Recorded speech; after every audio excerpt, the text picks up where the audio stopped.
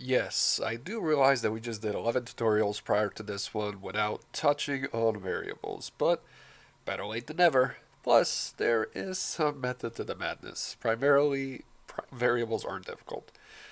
They can get a little weird, and we'll explore that in the next video. For now, just know that a variable must start with a dollar sign, followed by a name, which must begin with either a letter or an underscore.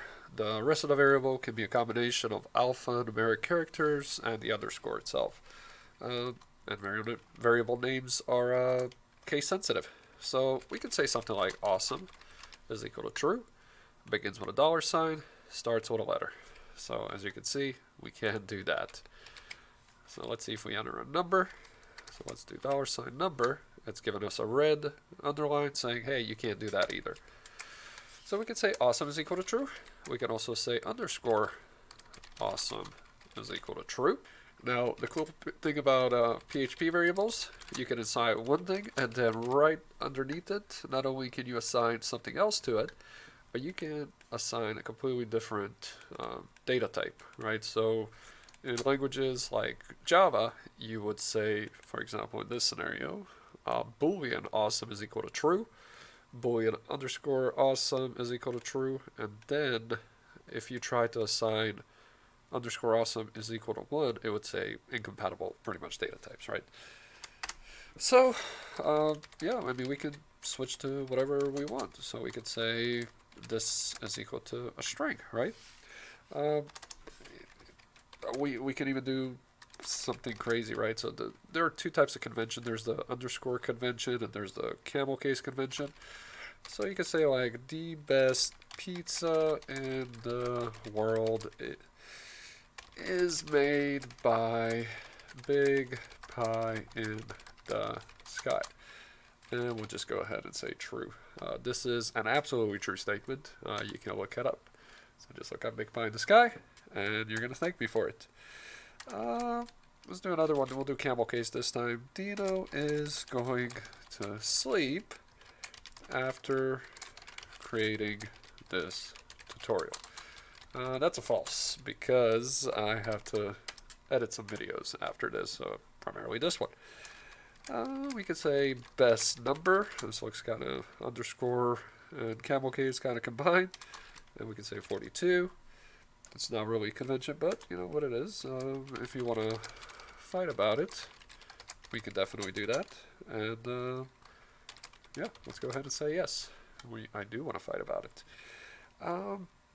Now, there are two different ways to copy a variable. One's just copying the value, and then other one is copying by reference. So what does it mean copying by value versus copying by reference? If you look at this variable right here, it's pointing to some memory address. So I'm just going to do this right here, even though this makes absolutely no sense. But actually, let's put it in a comment, right? So what I fight about it is pointing to some memory address, right? So we'll name that memory address 0x12ff, right? And inside that memory address, somewhere, we're storing the string yes. And this is an oversimplification. This is not how you would store the string yes inside this memory address. As a matter of fact, let's go ahead and rename this to 1, right? So it's storing an integer value. Again, this is most likely not how integers are going to be stored. Probably it's going to be some kind of 32-bit integer representation. But for simplicity's sake, we are storing one to fight about it, which is equal to 1, the value 1. That value 1 has to be stored somewhere, and it's stored in some memory location, right? So I want to make sure that you guys understand that. That's why I repeated it, so many times. So let's say we create another variable. Do you really want to fight about it? And we just want to copy this value, which is stored in here, right? And we set that to want to fight about it. So what does this do? This actually comes over here, right? So do you really want to fight about it? Goes into want to fight about its memory address, grabs the value, and assigns it somewhere else. So let's say 0x 34FD, right? And then stores that value in there. So what ends up happening is, do you really want to fight about it? Now points to memory address 0x34FD, which has the value 1. Want to fight about it still points to 0x12FF, which has the value 1 in there as well, right? So now we can go ahead and modify, do you really want to fight about it? And we can say that, we can set that equal to 0. So now if we were to print out both of these values, first of all, let's look at the memory representation of this one. And we can say the 0x34FD now stores the integer value 0, whereas want to fight about it still stores the integer value 1. Okay, so now if we echo out a div tag, and we'll say /div right there, just for formatting's sake. And we'll go ahead and copy that down. We could say, let's print out want to fight about it, and do you really want to fight about it? So let's go to the browser, hit refresh, and want to fight about it is 1. Do you really want to fight about it is 0.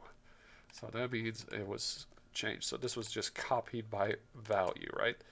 Right there. Now, what if we wanted to copy by reference? What does that mean? Well, let's go ahead and let's just continue looking at this one, right? So we have want to fight about it is equal to 1, which is 0x1212 or 12ff1, right? That's the memory location that we made up where it points to.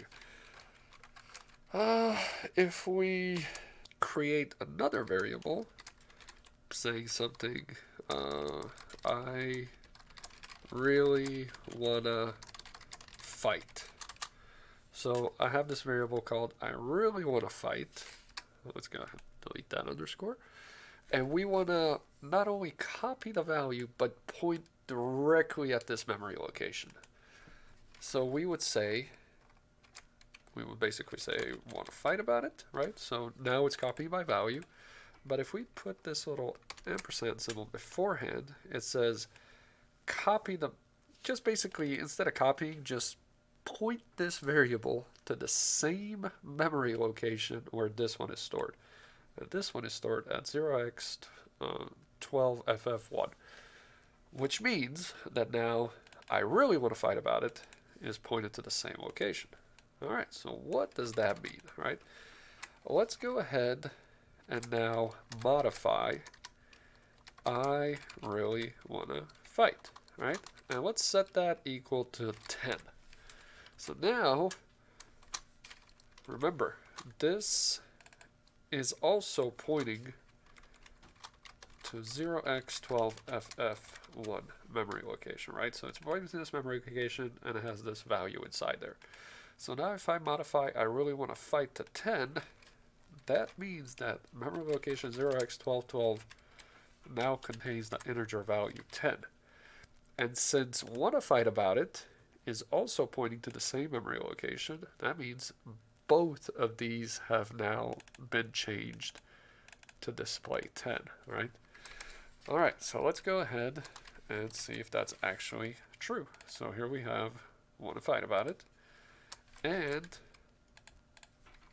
I really want to fight, right? So now we have those two variables. Let's see what's being displayed on the screen. There we go. Both of those now point to the same memory location, which means they both have the exact same value. Whereas beforehand, one was pointing to one memory location and the other one, only the value was copied over. So yeah, even though variables are simple kind of concepts, the reference gets a little bit more complicated, and I hope that I did a decent enough job explaining what is the difference between copying by value versus copying by reference. So from now on, if you just see this ampersand, you're going to understand that, oh, they're not copying this, they're just referencing the same memory address. So a lot of the times in the future, you'll see something like a function, something, and you'll see like an ampersand blah, right there. And then, something's going to be modified, you know, to the blah parameter, and then it's, whatever. What this means is that most of the times in functions, which we will cover later, is just a brief little intro, you're passing this argument from somewhere else, right? So instead of passing a copy of it, you're saying, hey, don't pass a copy of it, just pass a reference to that blah, and then when we modify it, it's just going to modify it outside of here, so we don't have to actually copy that. And this is very beneficial, especially if it's like some massive data type, like some massive array. So instead of copying it, you can just reference it. So that's really it. So kind of forget about this last section. Just focus on everything that we just looked at. But I really, like I said, I really do hope that this is making sense, especially because I remember when I first started out programming, this seemed pretty confusing. After I took, computer science in college, all of this started just clearing up and started clicking. So I just want to make sure that you guys understand it as well.